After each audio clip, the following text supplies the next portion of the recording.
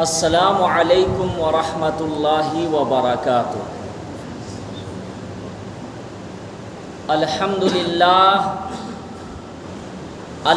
للہ نحمدہ ونستعینہ ونستغفرہ ونؤمن بہ ونتوکل علیہ ونعوذ باللہ من شرور انفسنا ومن سیئات اعمالنا من يهده الله فلا مضل له ومن يضلله فلا هادي له فأعوذ بالله من الشيطان الرجيم بسم الله الرحمن الرحيم والعصر إن الإنسان لفي خسر إلا الذين آمنوا وعملوا الصالحات وتواصوا بالحق وتواصوا بالصبر۔ آمنت بالله صدق الله مولانا العظيم وصدق رسوله النبي الكريم ونحن على ذلك لمن الشاهدين والشاكرين والحمد للہ رب العالمین۔ رب اشرح لی صدری ویسر لی امری واحلل عقدۃ من لسانی یفقہوا قولی ربی زدنی علما۔ تمام حضرات ادب سے ایک مرتبہ درود شریف پڑھ لیجئے۔ اللہم صل علی محمد وعلی آل محمد كما صليت على إبراهيم وعلى آل إبراهيم إنك حميد مجيد۔ اللهم بارك على محمد وعلى آل محمد كما باركت على إبراهيم وعلى آل إبراهيم إنك حميد مجيد۔ دوستو بزرگوں، ابھی میں نے آپ حضرات کے سامنے سورہ عصر کی تلاوت کی ہے۔ یہ سورت ایسی ہے جو اکثر و بیشتر مسلمانوں کو یاد رہتی ہے، اور چھوٹی سورت ہے، یاد بھی جلدی ہو جاتی ہے، لیکن سورت کو یاد کرنے کے ساتھ ساتھ جو معنی یاد کرتے ہیں تو اس کے لیے نور علی نور، ثواب بڑھ جائے گا۔ اس لیے قرآن کو پڑھنے کے ساتھ ساتھ قرآن کو سمجھنے کی کوشش کیجیے کہ اللہ تبارک و تعالی اس سورت میں کیا فرما رہے ہیں، اس سورت کے اندر اللہ ہمیں کیا حکم دے رہے ہیں، اس آیت میں، اس سورت میں کن چیزوں سے اللہ منع کر رہے ہیں، یہ سورت کب نازل ہوئی، اس کا پس منظر کیا ہے۔ جب یہ تمام چیزیں ہمارے ذہن میں رہیں گی باتیں، تو انشاءاللہ نماز پڑھنے میں مزہ آئے گا، لطف آئے گا۔ جیسے مثال کے طور پر انسان کہیں مہمان جائے اور اسے پتہ چل جائے کہ آج ہمارے لیے پلاؤ بنا ہے یا بریانی بنی ہے، تو انسان کا مزاج خوش ہو جاتا ہے۔ کیا ہو جاتا ہے؟ پہلے ہی معلوم ہو جائے تو خوش ہو جاتا ہے وہ کہ آج جا کر جم کے کھانا ہے۔ یہی مثال ہے کہ اگر کوئی آدمی، میں دنیاوی اعتبار سے مثال دیا، اگر قرآن کو سمجھ کر پڑھتا ہے تو اس کو مزہ آتا ہے۔ جنت کا جہاں تذکرہ آتا ہے تو وہ مسکراتا ہے، جہنم کا جہاں تذکرہ آتا ہے تو وہ انسان روتا ہے اور اللہ سے پناہ بھی مانگتا ہے کہ اللہ جہنم سے حفاظت فرمائے۔ تو جب سمجھیں گے تب نا، جب سمجھیں گے تب۔ سب سے پہلے اس سورت کا ترجمہ سنیے، سورہ عصر۔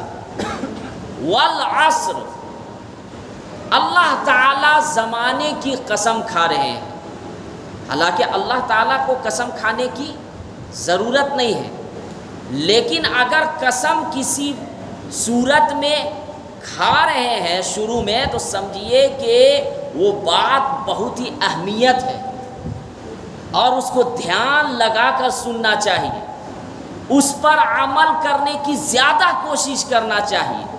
تو اللہ تعالیٰ اس صورت میں سورہ عصر میں زمانے کی قسم کھا رہے ہیں۔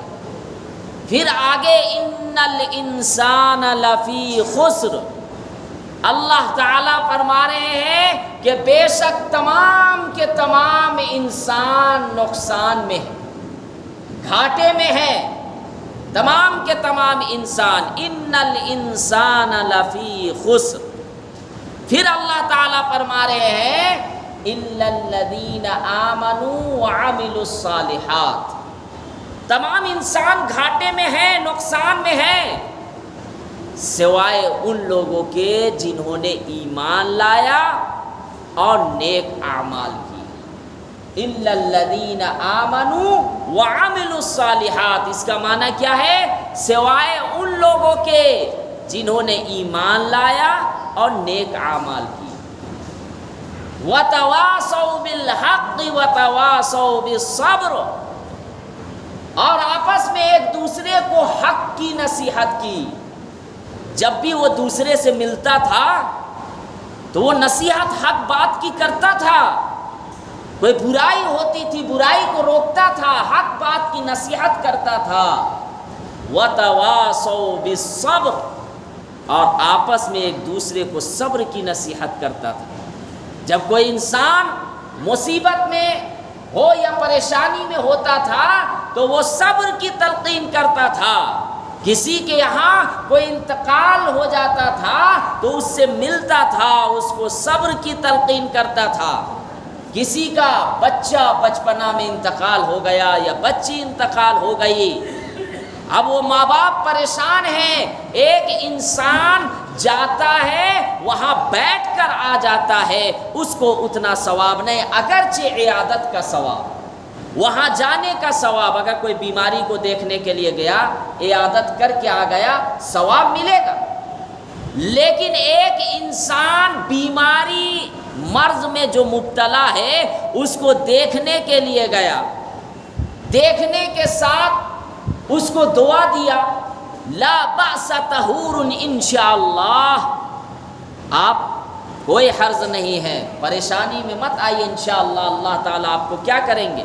شفا عطا فرمائیں گے۔ ایک انسان دعا دیا، وہاں بیٹھا، اس کو صبر کی تلقین دیا تو اس کا ثواب بڑھ جائے گا۔ حدیث کے اندر ہے اگر کوئی بیمار آدمی کو دیکھنے کے لیے جاتا ہے تو وہ ایسا ہے جیسے اللہ کی رحمت میں غوطہ لگانا، اللہ کی رحمت میں غوطہ لگانا۔ لیکن ایک انسان عیادت بھی کرنے گیا اور اس کے ساتھ ساتھ اسے صبر کی تلقین دے رہا ہے کہ یہ جو بیماری آئی ہے آپ اس میں مایوس نہ ہو، اللہ اپنے مقرب بندے کو بھی بیماری میں مبتلا کرتے ہیں۔ ہم اپنے اعتبار سے کہہ سکتے ہیں کہ نہیں یہ فلاں گناہ کی وجہ سے اس کو بیماری ہو گئی، نہیں، جب کوئی انسان بیماری میں مبتلا ہوتا ہے اللہ تعالیٰ ان کے گناہوں کو معاف کر دیتے ہیں اور ان کے درجات بلند کر دیتے ہیں۔ دنیا سے جب وہ جاتا ہے تو اس طرح جاتا ہے جیسے اس کے گناہ بالکل پاک صاف ہو، معاف ہو گیا۔ اور حدیث کے اندر بھی ہے کہ اگر کوئی مومن بندہ کو چوٹ بھی لگتی ہے، کانٹا بھی چبھتا ہے تو اس کے درجات کیا ہوتے ہیں؟ بلند ہوتے ہیں، اس کے گناہ کیا ہوتے ہیں؟ معاف ہوتے ہیں۔ اس وقت صبر کر رہا ہے اور ایک انسان صبر کی تلقین کر رہا ہے تو اس کو زیادہ ثواب ملے گا۔ اس آیت میں یہی کہا گیا کہ جب ایک دوسرے سے ملاقات کرے تو حق بات کی نصیحت کرے اور صبر کی نصیحت کرے۔ اب یہاں پر یاد رکھیے، اللہ کے نبی حضرت محمد صلی اللہ علیہ وسلم نے ارشاد فرمایا کہ وعظ و نصیحت تبلیغ کرنے کے 3 درجے ہیں۔ کتنے درجے ہیں؟ 3 درجے ہیں۔ پہلی چیز تو یہ ہے کہ آپ ہاتھ سے سمجھائیے۔ یہ اس وقت ہے جب آپ اقتدار میں ہو، جب آپ حاکم ہو، جب آپ کو پاور ہے۔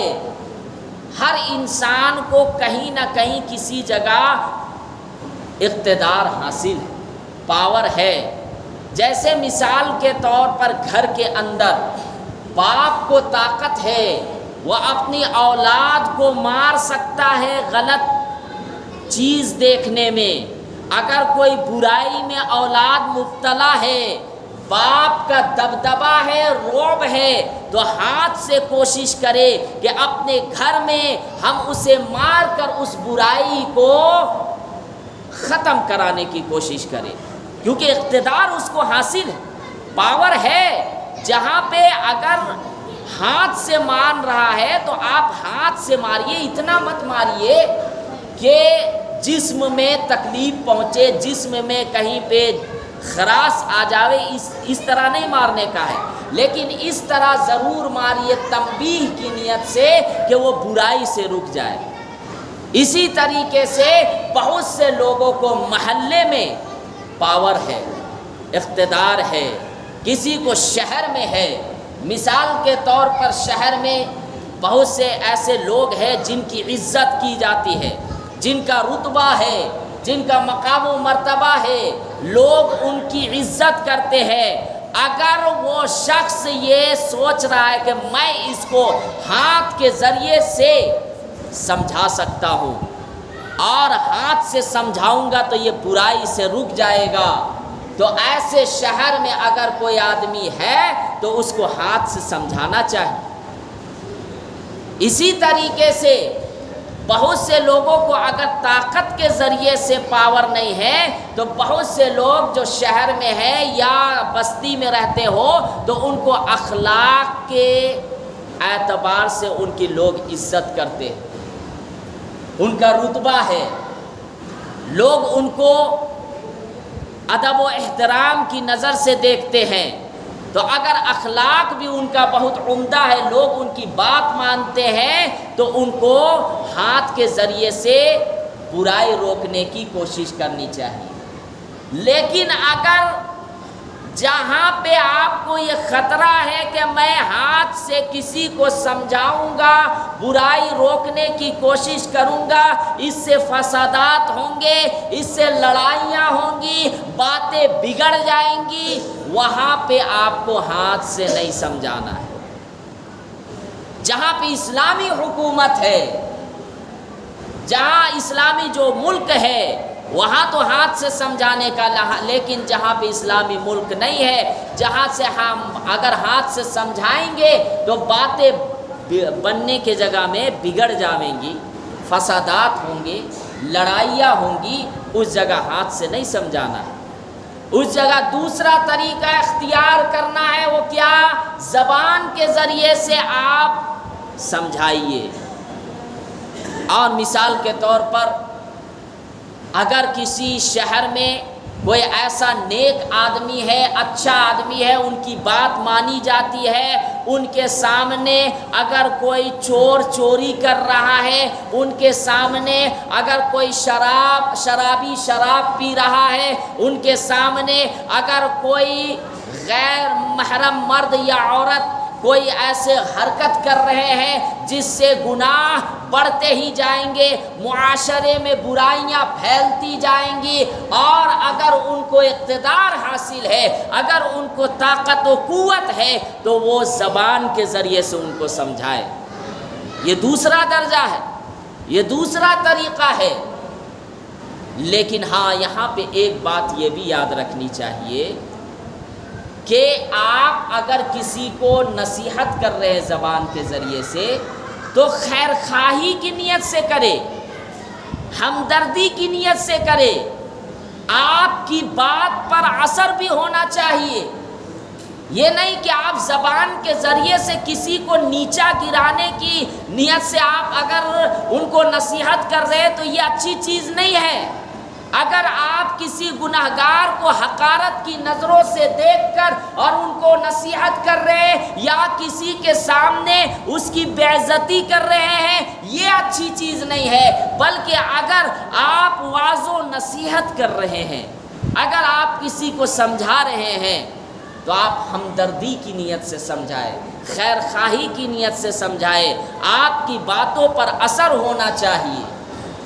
اور یاد رکھیے گا، معاشرے کے اندر اگر برائیاں پھیل رہی ہو اور اگر کوئی انسان دیکھنے کے باوجود اس کو نصیحت نہیں کرتا، برائی سے نہیں روکتا، تو یہ ایسا ہے جیسے کہ ایک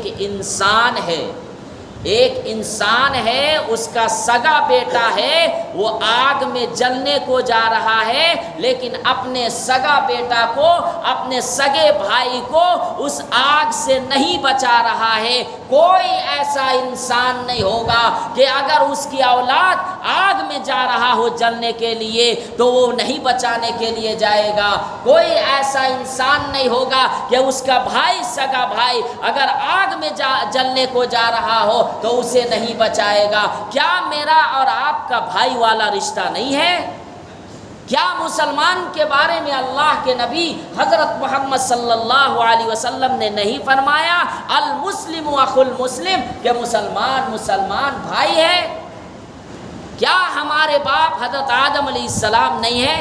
کیا ہماری ماں حوا علیہ السلام نہیں ہے؟ تو ہمارا رشتہ چاہے سگا نہ ہو لیکن یہ مسلمان ایمان والے بھائی ہے۔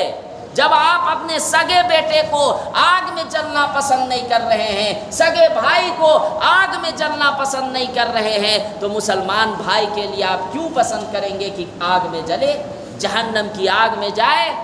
اللہ تعالیٰ سے دعا ہے اللہ تعالیٰ ہم سب کی حفاظت عطا فرمائے۔ تو آپ کسی کو اگر نصیحت کرے تو ہمدردی کی نیت سے کرے، اور اس برائی کو اگر آپ دیکھ رہے ہیں اور نظر انداز کر رہے ہیں تو یاد رکھیے گا اللہ کی پکڑ آئے گی۔ اسی لیے اللہ نے قرآن میں فرمایا وَلَنُذِيقَنَّهُم مِّنَ الْعَذَابِ الْأَدْنَىٰ دُونَ الْعَذَابِ الْأَكْبَرِ، کہ جب دنیا کے اندر، جب ملک کے اندر، جب معاشرے میں اگر برائیاں پھیلتی جا رہی ہے، اگر اس کو کوئی نصیحت نہیں کر رہا ہے، سود کا کاروبار کر رہا ہے لیکن اگر اس کو نصیحت نہیں کر رہا ہے، اگر کوئی انسان قتل کرتا ہے بے قصور کو، اگر آپ جان رہے ہیں اور اس کے باوجود اس کو نصیحت نہیں کر رہے ہیں، کوئی زنا میں مبتلا ہے، اگر کوئی آدمی اس کو نصیحت نہیں کر رہا ہے، آپ کے گھر میں اگر برائی ہو رہی ہے، آپ کو معلوم ہے کہ میرا لڑکا، میری لڑکی موبائل کو غلط استعمال کر رہے ہیں، گندی اور فحش چیزوں کو دیکھ رہے ہیں، اس کے باوجود آپ نصیحت نہیں کر رہے ہیں، تو پھر یاد رکھیے پھر ایسے ملک میں، ایسی بستی میں، ایسے شہر میں اللہ کا عذاب آ سکتا ہے۔ اور جب اللہ کا عذاب آئے گا تو مہلت نہیں ملیں گی، توبہ کا بھی موقع نہیں ملے گا۔ اللہ کو جب ہم ناراض کریں گے تو پھر اس وقت توبہ کرنا بھی اللہ کو پسند نہیں آئے گا۔ اس لیے ابھی ہماری زندگی ہے، اللہ ہمیں موقع دے رہا ہے، ابھی بھی ہم توبہ کر لیں گے، اللہ سارے گناہ ہمارے معاف فرما دیں گے۔ تو میں یہ عرض کر رہا تھا برائی کو دیکھے تو ضرور نصیحت کرے، اس کو برائی سے روکنے کی کوشش کرے، زبان کے ذریعے سے یہ دوسرا درجہ ہے۔ اگر کوئی آدمی کو خطرہ ہے کہ اگر میں زبان کے ذریعے سے اس کو نصیحت کروں گا، برائی سے روکوں گا، یہ مجھے گالیاں دینے لگے گا، یہ مجھے مارنے لگے گا، یہ مجھے بے عزتی کرنے لگے گا، اگر کسی انسان کو یہ خطرہ ہے تو پھر اس کا تیسرا درجہ اللہ کے نبی صلی اللہ علیہ وسلم نے فرمایا ایسے شخص کو دل سے برا سمجھے اور نکل جائے، دل سے برا سمجھ کر نکل جائے، جہاں پہ آپ کو خطرہ ہو اور پھر یاد رکھیے گا ایک حدیث کے اندر ہے کہ اللہ کے نبی حضرت محمد صلی اللہ علیہ وسلم نے ارشاد فرمایا، یہ واقعہ بیان فرمایا صحابہ کرام کے سامنے کہ ایک مرتبہ اللہ تعالی حضرت جبرائیل علیہ السلام سے فرمایا کہ جبرائیل جاؤ فلاں بستی میں اور تمام بستی والوں کو ہلاک کر دو، بستی کو تباہ و برباد کر دو، وہاں اللہ کی میری نافرمانیاں ہو رہی ہے، لوگ گناہوں میں مبتلا ہے۔ حضرت جبرائیل علیہ السلام اللہ کا حکم سن کر آتے ہیں اس بستی میں۔ جب آتے ہیں تو دیکھتے ہیں کہ ایک اللہ کا بندہ ہے، بزرگ ہے، جو اللہ کی عبادت میں مصروف ہے۔ اللہ کی عبادت میں کیا ہے؟ وہ مصروف ہے، نماز میں، قرآن اور کتاب کی تلاوت میں مشغول ہے۔ حضرت جبرائیل علیہ السلام پھر دوبارہ اللہ کے پاس جاتے ہیں اور کہتے ہیں یا اللہ، آپ تو کہہ رہے تھے کہ بستی کے سارے لوگ گناہوں میں مبتلا ہے، لیکن میں ابھی گیا دیکھ کر آ رہا ہوں کہ ایک بزرگ ایسا ہے جو دن رات آپ کی عبادت میں لگا ہوا ہے، آپ کی عبادت میں پلک جھپکنے کے برابر بھی آپ کی نافرمانی نہیں کر رہا، لوگ بھی اس کے بارے میں تعریف کرتے ہیں، اور ایسی بستی میں آپ کہہ رہے ہیں کہ اس کو تباہ و برباد کر دو، ہلاک کر دو۔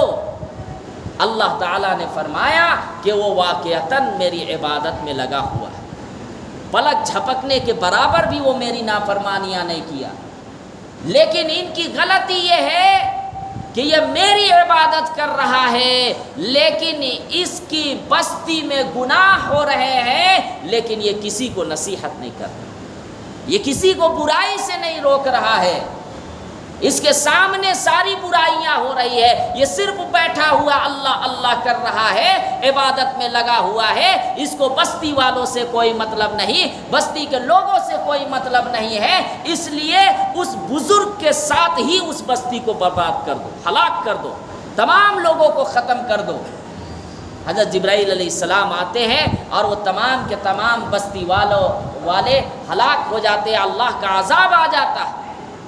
یہ واقعہ عبرت کے لیے میں نے کہا کہ اگر ہمارے محلے میں، شہر میں اگر نافرمانیاں اللہ کی ہو رہی ہے، دن دہاڑے گناہ ہو رہے ہیں، اگر آپ نظر انداز کر رہے ہیں، آپ ایک عزت دار آدمی ہے، آپ کی بات مانی جا رہی ہے، اگر آپ کیا ہے کہ آپ صدر ہیں یا پھر آپ کسی بھی طرح کے ذمہ دار ہیں، اور آپ اگر نوجوانوں کی ٹیم نہیں تیار کر رہے ہیں، اگر آپ لوگوں کے بارے میں فکر نہیں کر رہے ہیں، تو ہم سب کی پکڑ ہے، سب کی پکڑ ہوگی، صرف ذمہ داری کی نہیں، جو ذمہ دار ہیں ان کی نہیں، سب کی۔ جب اللہ کا عذاب آئے گا تو اچھے لوگ بھی اس میں چلے جائیں گے اللہ کی پکڑ میں۔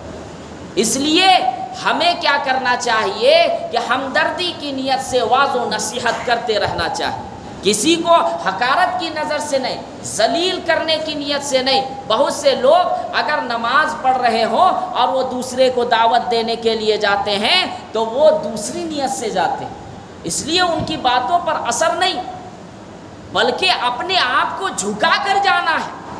حضرت مولانا اشرف علی تھانوی رحمۃ اللہ علیہ ایک واقعہ لکھے ہیں، وہ واقعہ کیا ہے کہ ایک بزرگ کے پاس ایک آدمی آتا ہے، ایک بزرگ کے پاس ایک شخص آتے ہیں، اور وہ آدمی کا جو پائجامہ تھا وہ ٹخنوں سے نیچے لٹکا ہوا تھا۔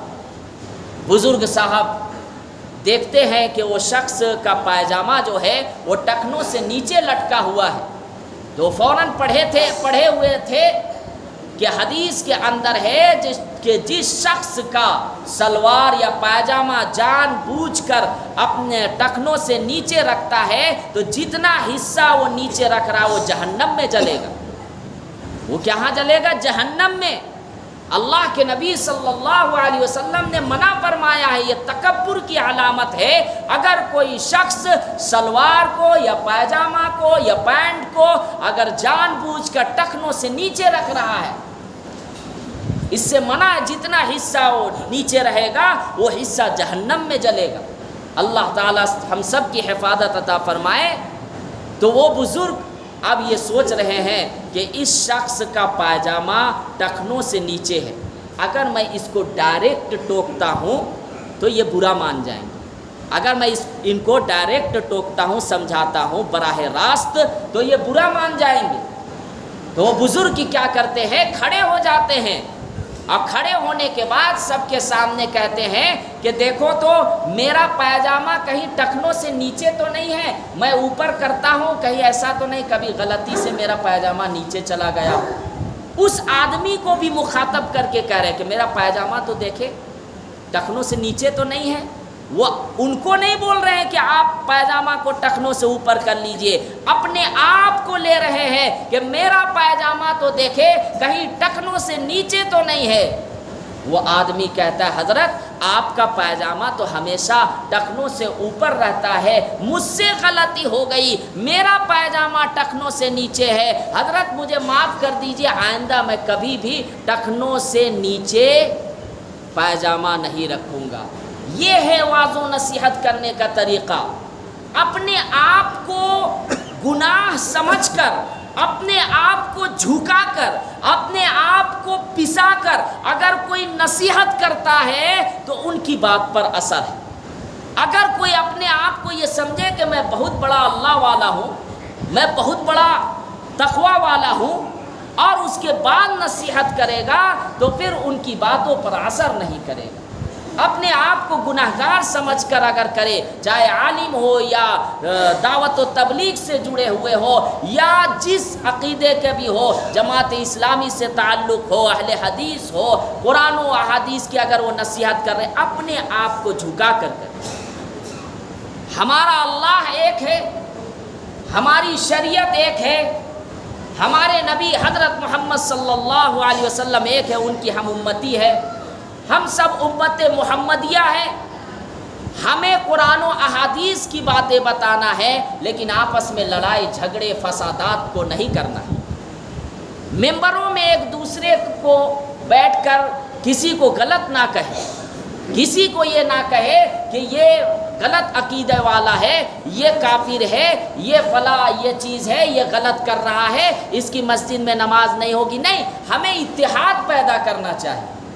ہمیں ہمارا قرآن تو ایک ہے، ہمارے نبی محمد صلی اللہ علیہ وسلم ہے، ہماری شریعت ہر چیز ایک ہے، پھر ہم لڑائی جھگڑے فسادات کر کے ہمیں کچھ حاصل نہیں ہوگا۔ جو قرآن و احادیث کی باتیں ہیں اسے بتائیے، جو اہم چیزیں ہیں، نماز اگر کوئی چھوڑ رہا ہے ان کے بارے میں بتائیے، کوئی اگر زنا کر رہا ہے ان کے گناہ کو بتائیے، کوئی شراب پی رہا ہے ان کے گناہ کو بتائیے، اگر کوئی آدمی قتل کر رہا ہے اس کے گناہ کو بتائیے۔ غیر محرم مرد اور عورت کا ملنا جلنا اور برائی معاشرے میں پھیل رہی بہت سی برائیاں ہیں، ان چیزوں میں دھیان رکھیے۔ ایک دوسرے کو کمنٹ کرنا، نفرت کرنا، یہ چیز اچھی نہیں ہے۔ اپنے آپ کو حقارت سمجھ کر نصیحت کریں گے، یہ نصیحت کیا ہے؟ قابل قبول ہے۔